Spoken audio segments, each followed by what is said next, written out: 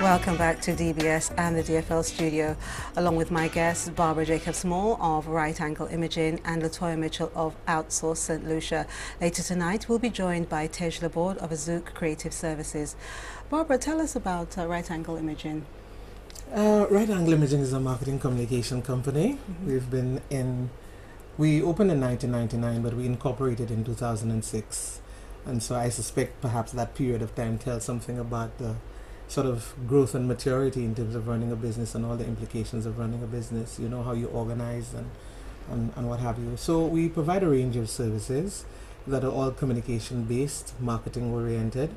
We also provide publishing support to writers. We provide communication training, different types of training. That's what we do.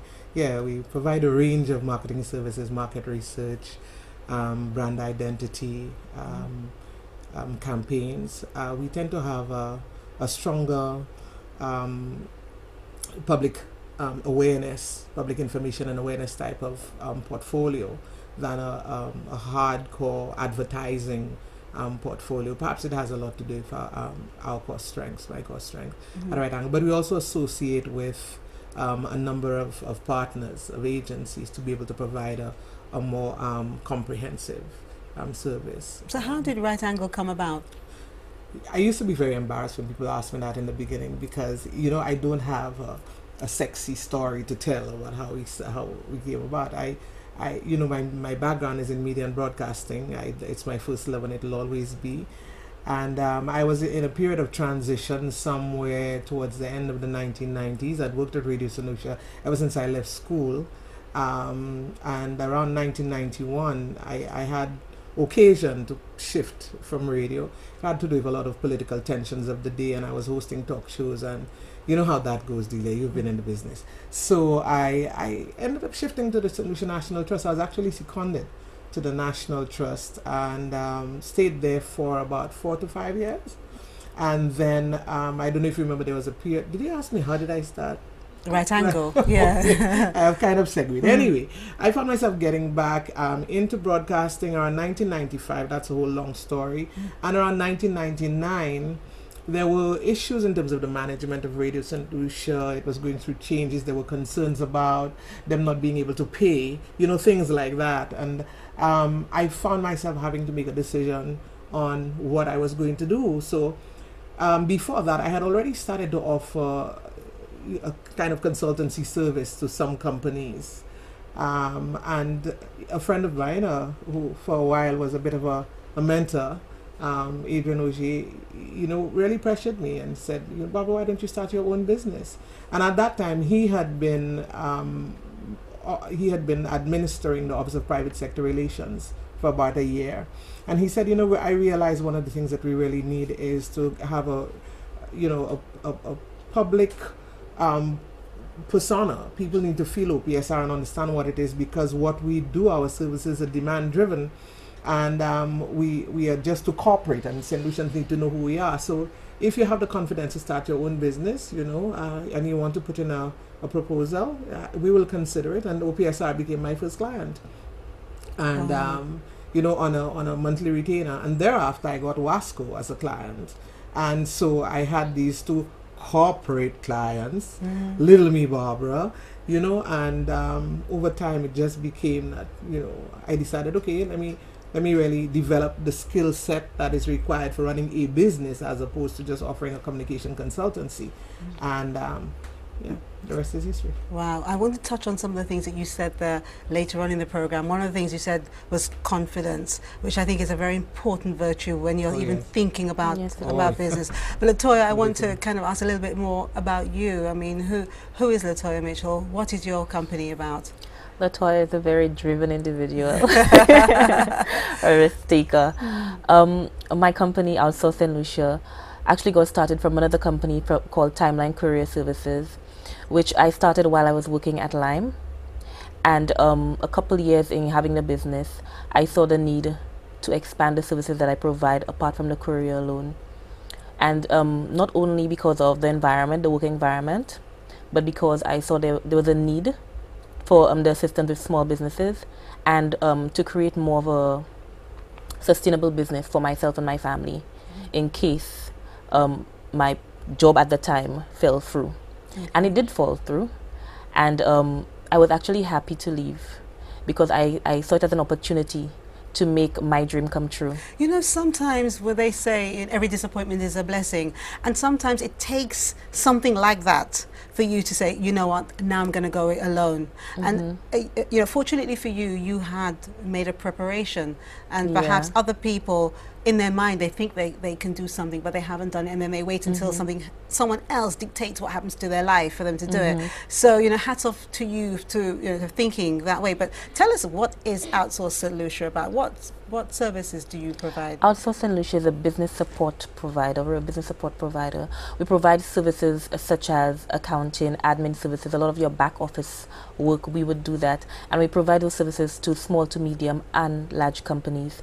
So a lot of the companies right now that's restructuring their work, some of their work is being sent on to OutSource St. Lucia because there's the need of having to work with a certain budget.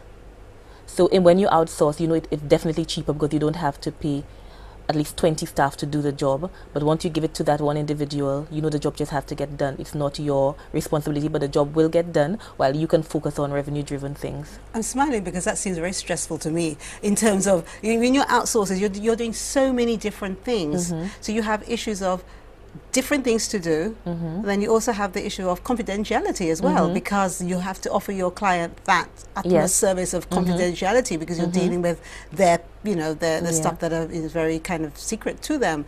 But isn't that stressful? No, it's not. It's actually exciting for me because when you meet a customer, you have to let them know that whatever they're passing on is confidential, and it has to be. For my business to succeed, it has to be. And you build bonds, you build friendships. My customers are like my family because at the end of the day, they pay me, and I'm able to pay my bills.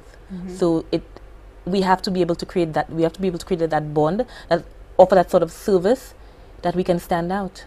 Okay. It won't be beneficial to me if I'm accepting a job and I cannot be confidential. It can be confidential to my clients or to others. But we're providing a service that our customers need, and we need here to sustain our economy. So what would you say, I'm going to ask you, Barbara, what would you say is essential to run a successful company, especially in these hard economic times? What are the essentials? A number of things, Delia. I think you need to have the conviction of your passion, the conviction of what it is that you do. I think you need to develop a nose for the environment and to be able to sense, you know, and to gauge what's happening in the macro environment, and to be able to, you know, tailor your situation to suit.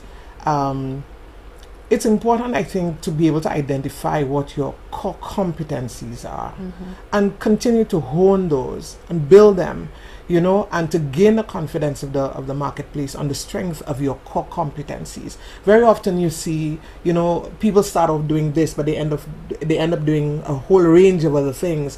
Perhaps if you have the resources, the financial resources, to be able to diversify to that extent and to do a good job of it. But ultimately, I think at the end of the day, what you are essentially good at is what you should keep doing, and that is something I've learned by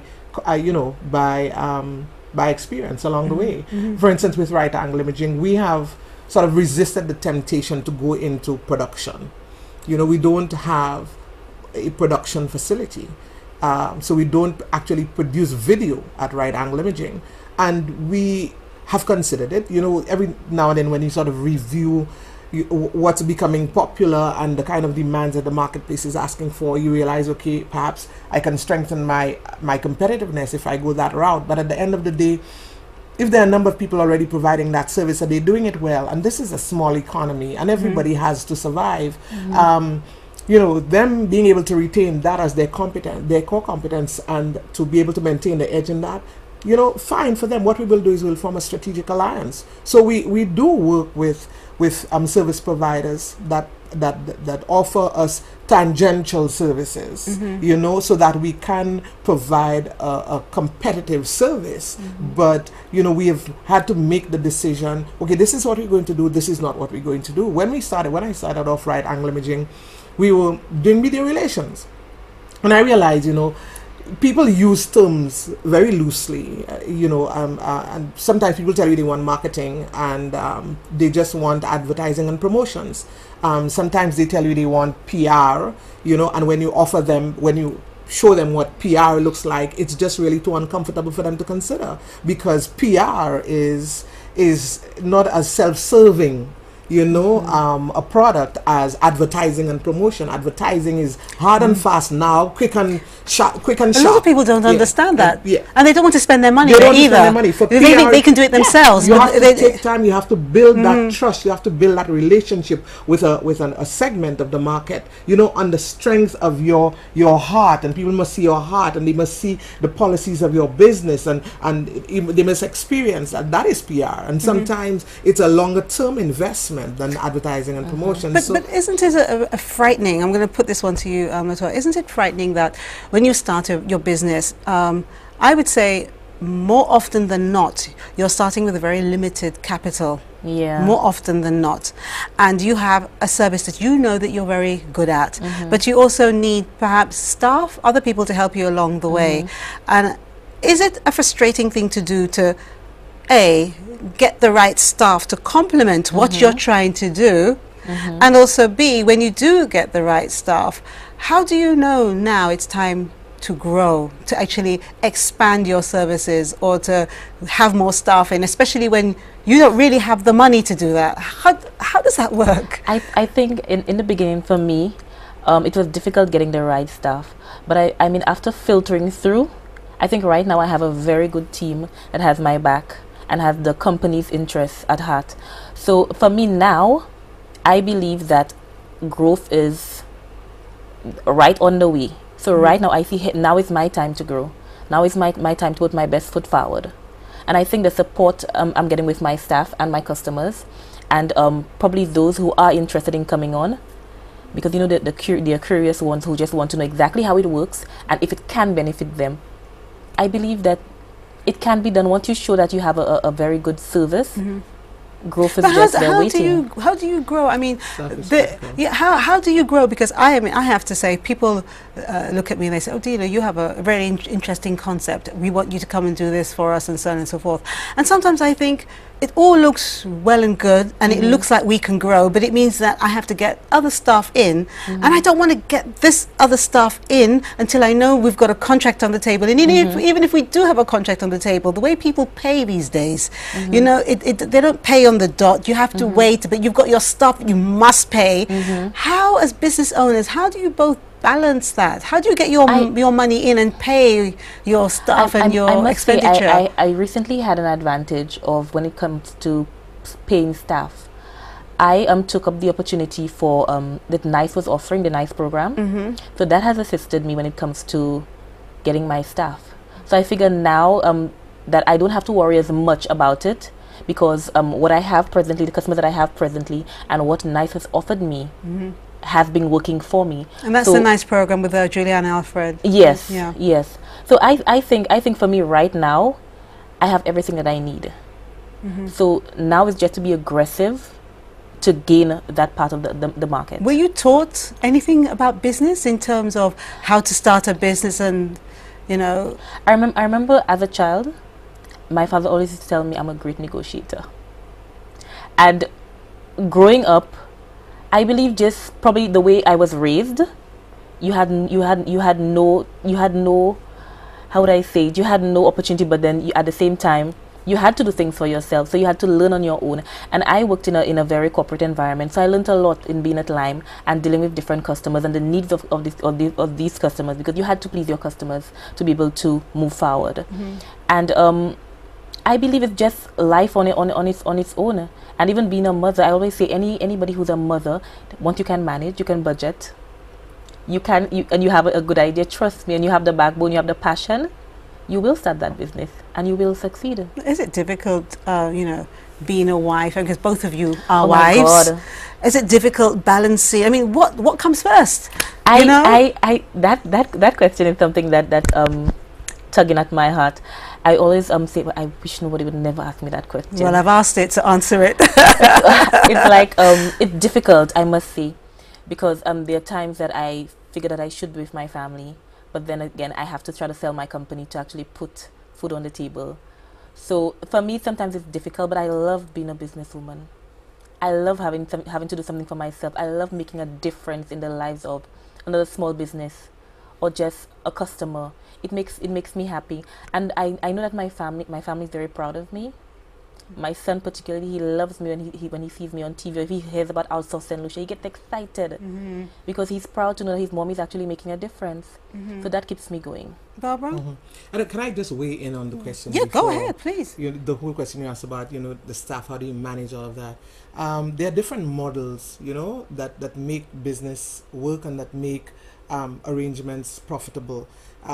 Especially in a time like now, the whole, we are encouraged to look at strategic alliances. So sometimes it's not always feasible for you to sort of expand your core staff, but you form strategic partnerships with professionals like yourself to be able to augment what you're doing or to be able to provide you some sort of support, and then you come out of arrangements by which people can be paid, so that the remuneration is fair, that kind of way.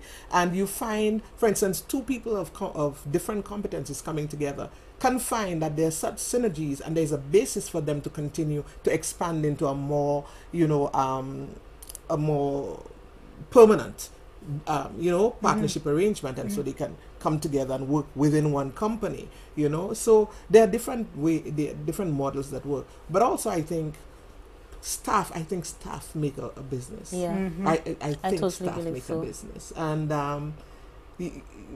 many of the business decisions I make I discuss them with my staff.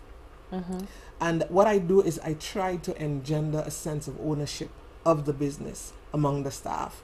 And so it really does require that you have to be a human being when you need to be a human being, and you have to be a woman when you need to be a woman. But we can talk about that. Yeah, we need to talk about that, because I want to know about how you balance your married life and being a woman, and also how do you treat your female staff any differently than your male staff? I'm going to ask you that question later as well. Now, viewers, the giveaway question tonight: how many Carib Cable offices are there, and where are they located? And name the current promotion at Carib Cable. The winner will receive 1 month's free cable service from Carib Cable and a bag filled with goodies. If the winner is already a customer, the account will be credited for 1 month. This is Dolor Factor Live on DBS. Stay with us.